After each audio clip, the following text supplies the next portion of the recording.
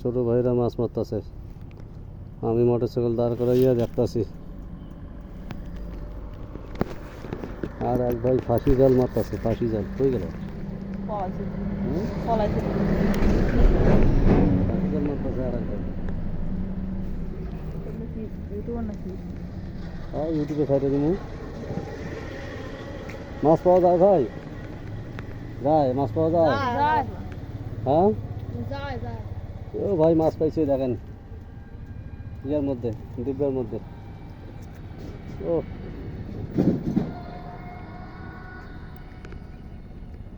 এলাকাটা খুব সুন্দর না?